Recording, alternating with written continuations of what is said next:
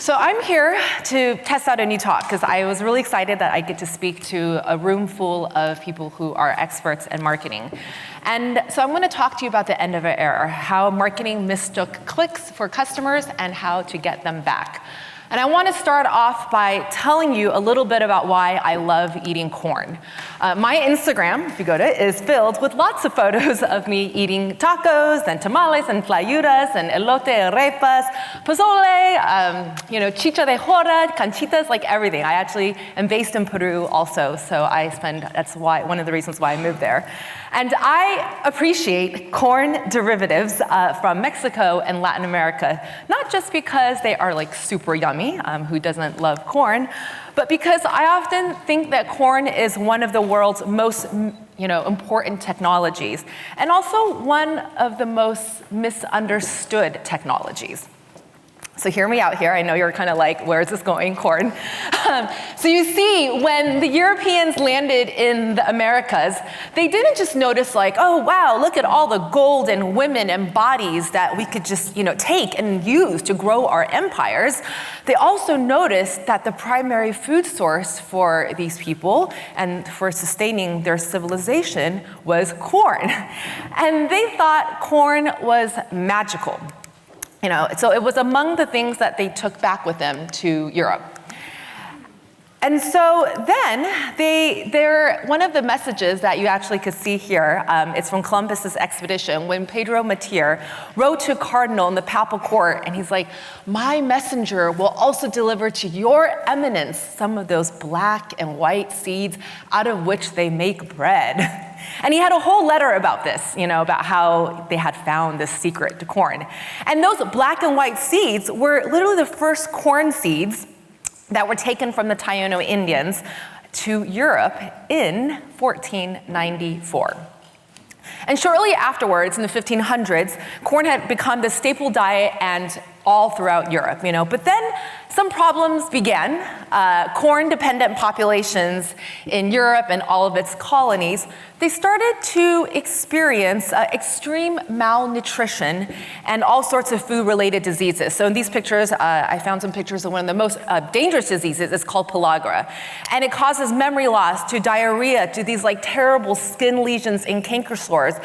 And the skin scales actually made people sensitive to light, so they had to stay indoors. And when left untreated, it was really deathly. And this went on literally for hundreds of years. I'm not joking. I was looking through the records. Like thousands of people have died from pellagra. And meanwhile, those in the Americas who had depended on the same amounts, same corn for centuries, were fine. So, they had never experienced any of these skin diseases or other diseases.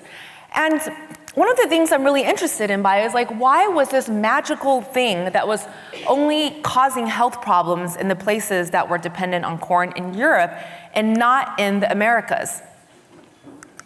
Well, it turns out that the European explorers were so quick to see corn as this magical solution that they didn't really understand or value all the work that it takes to make corn nutritionally usable. So this practice is called Nixtamalization.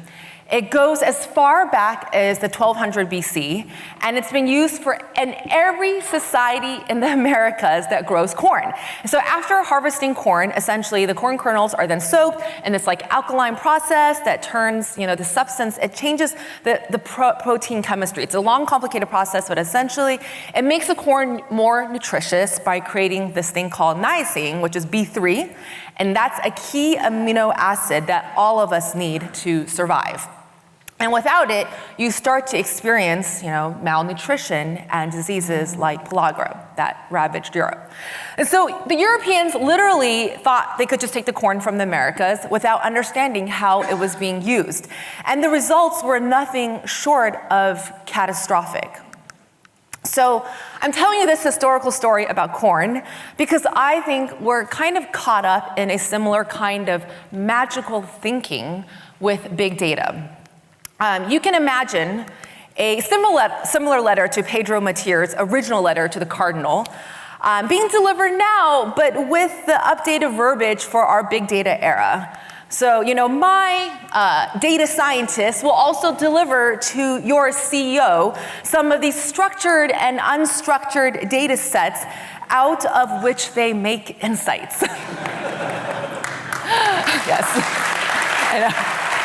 I have like 10 more slides that look like this, but I just wanted to only show one today, so I got a little obsessed with this. But it's so amazing to see that there's so much similarity, and organizations are now deploying big data tools in a period where I think our society is very intensively experiencing what I call the quantification bias. I don't think the quantification bias exists on anyone's table, so maybe for next year, but the unconscious, what it means is it's the unconscious valuing of the immeasurable over the immeasurable. Has anyone been in a situation before in this room where you are all experts? You had an intuition, a hunch, or you observed something, and then you brought this idea to someone, but because you didn't have a mathematical or quantitative model for it, you weren't listened to, and you didn't feel heard. Has anyone experienced that, ever? Yes. I see some handshakes and head nods, and so and because you couldn't present in this mathematical model, it's this thing that we are now living in where, we have now turned to quantification, but I think we turn to it for very well-intentioned, good reasons, because we all want to make the right decisions with our investments. And in particular, in marketing, this means that we all want to make the right investments to get our customers' attention. And this is not a bad thing. We want to make sure our money is being used well. But then, so this entire industry popped up called AdTech, promising us that with the right quantitative data, then they could predict what people wanted and deliver that message to people at the right time, at the right moment, and to get all those eyeballs. And so companies have now incorporated AdTech as this magical solution to reach customers' attention in a personalized way. And the shift to AdTech is powered by this quantification bias, and it creates such an artifice of certainty that it's fascinating to me. It's really fascinating to me. And it's fascinating to me because I'm a tech ethnographer, and it's okay if you haven't heard this term before, I made this up. Ethnography essentially means like you like to watch people, and I like to watch what people do with technology. So I was like, great, that's a great job title for me. And in particular, I really wanted to spend my time observing and advising companies on how to better use big data to understand human behavior. And through my work, I've seen a lot of marketing functions across the industry eagerly incorporating big data tools into their arsenal. 30% of CEOs' budgets are now dedicated to MarTech. And in a way, it makes a lot of sense because marketing has always been data inspired. One of the greatest innovations to come out of old school marketing was the demographic and psychographic profiles. By bending people into profile boxes, we could segment our audiences into types, and then we could figure out what channels they were on and negotiate, the best rates for the media to reach them. And hopefully we could have a better idea of who we were talking to when we advertise to them. And we think that demo and psychographic models, targeting works, but sometimes they don't. And then in the midst of all of this, this new school marketing was like, hey, old school marketing, I see that you're putting people in boxes. Well, guess what? We can do that like a lot faster, like super faster. And so, we can do it faster because guess what? We're from Silicon Valley, we've got math, and we've got science. And so AdTech built all these ad models off of, kind of already circumspect, old school models. So effectively, they just sped up and scaled our old assumptions of people as avatars.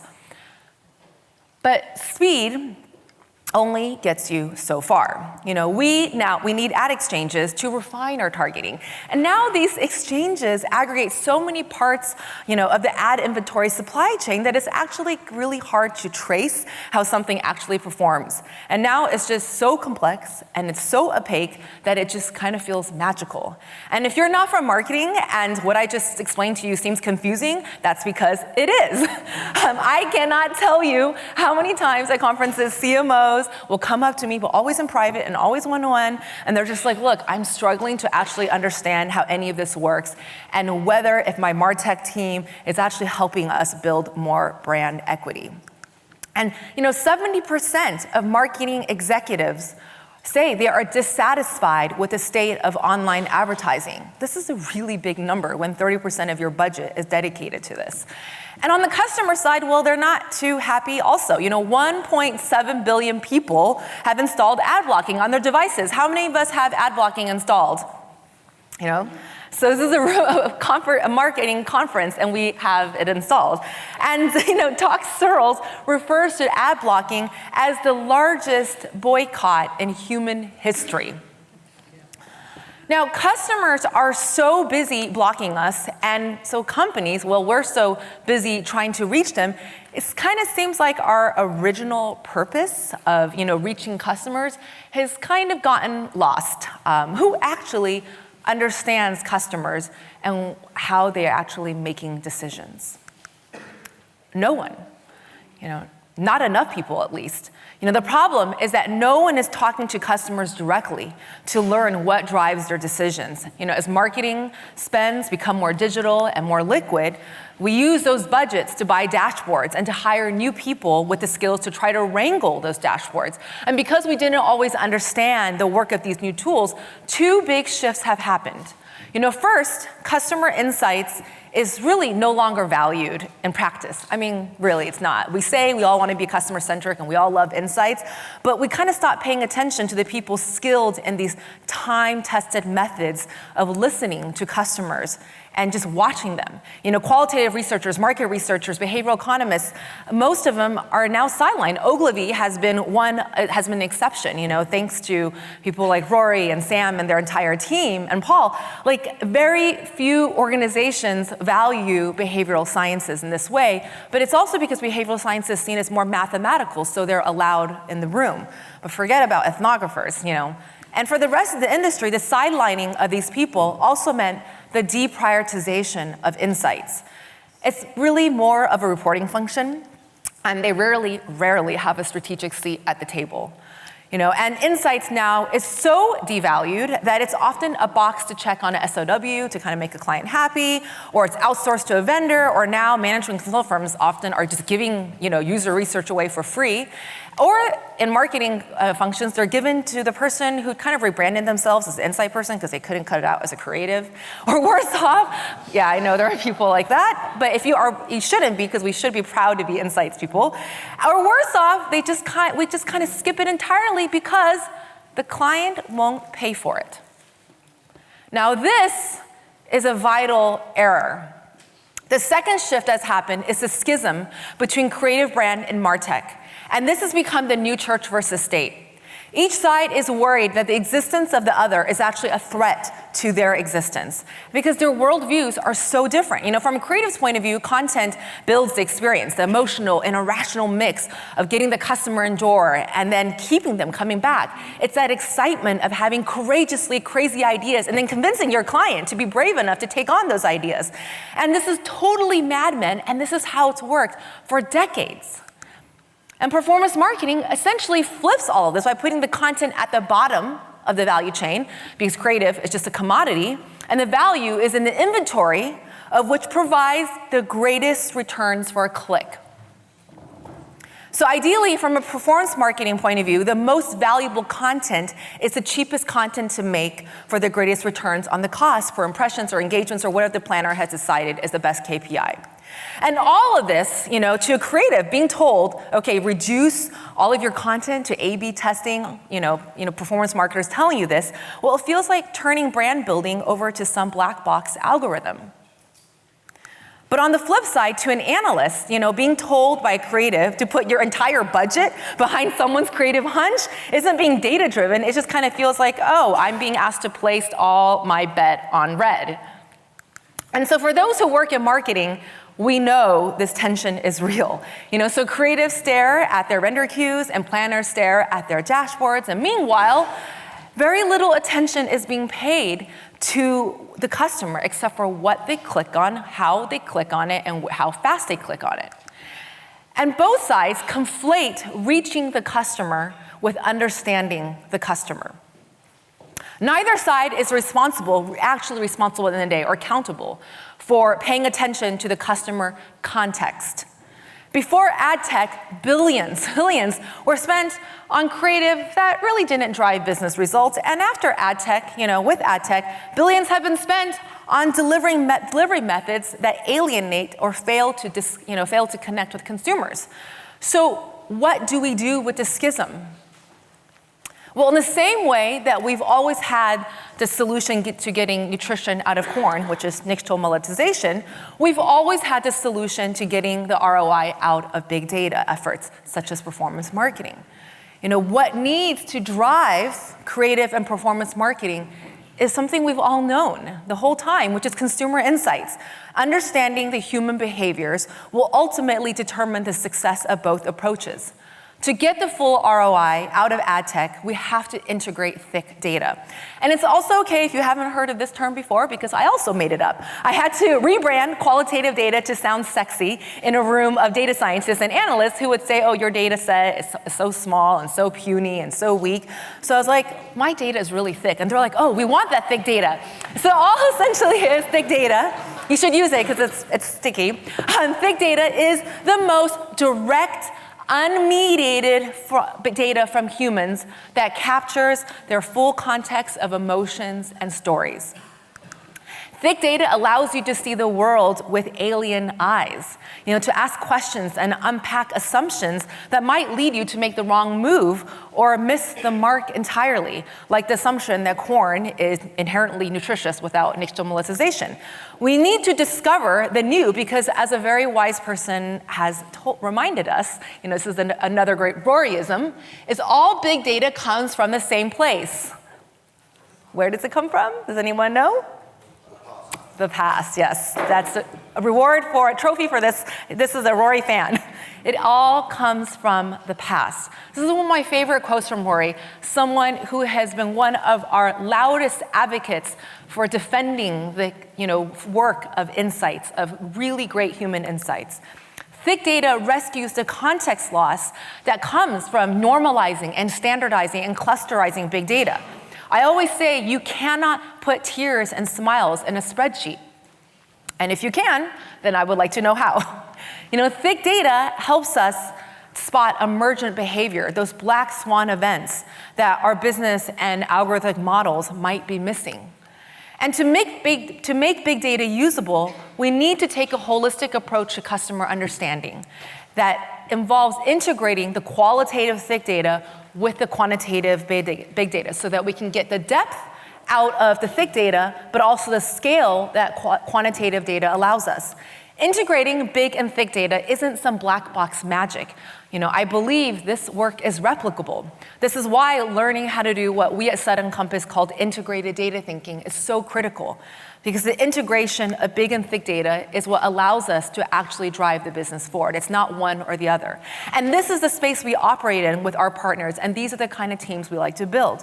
Integrating thick data or not can be the difference in your business disappearing or surviving or thriving. This is why Zara is doing great and Gap isn't. This is why, Domino's, not Pizza Hut, has invented fast food delivery in the digital age. And this is why we all have Apple smartphones and not Nokia smartphones. And this is why Fender's business is flourishing with this new audience segmentation of going after women as opposed to Gibson that's gone totally out of business.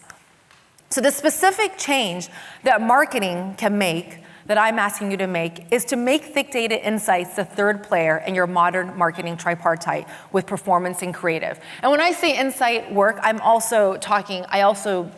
me, behavioral insights is in this work, behavioral sciences.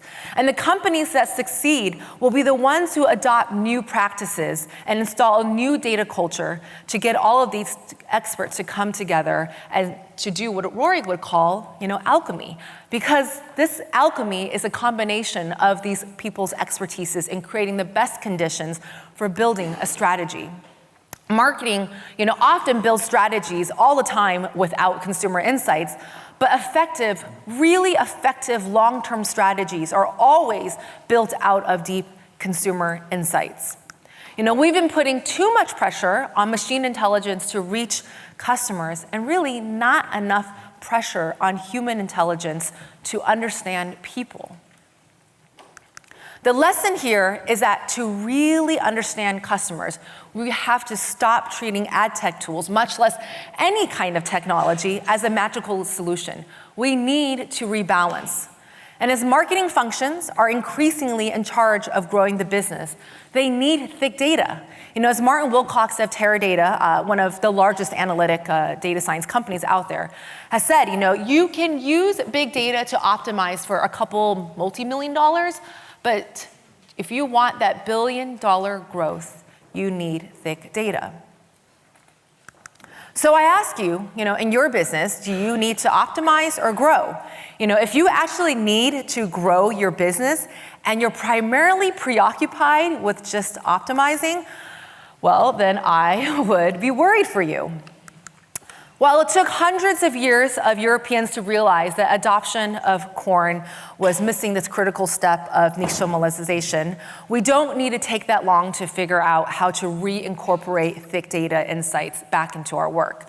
And in a world where businesses are increasingly deploying artificial intelligence to make better decisions, the risk is so much greater to not have a strongly integrated, fully robust, diverse, thick data practice that's not just built only on behavioral sciences, but it also incorporates all this work that we already know of, which is the work coming from anthropology and sociology and psychology. Thick data will enable us to insert the human into the loop to see the invisible that remains undetectable by machines. And because the machines can only see what we've instructed it to see. So I'd like to wrap up our time together with this machine learning image recognition video from one of my favorite artists. His name is Mimo Acton. And Mimo has trained a neural network of thousands of images on fire. So you can see on screen A is this live video feed of what he's showing the machine, of random things like cables and hands. And then the screen on the right in screen B is what the machine sees. And what you can see is that since these neural networks have only been trained on fire, it can only see fire no matter what the live feed of images gives it. And you can see this happening also with clouds. He's trained the machine on thousands of images of clouds. And again, the same cables, and this is all it can see. And then he does this with images of flowers.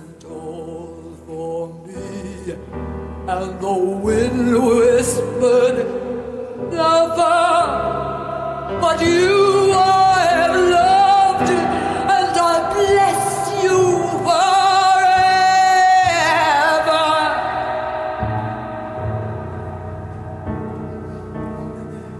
forever. Last of all Sunday.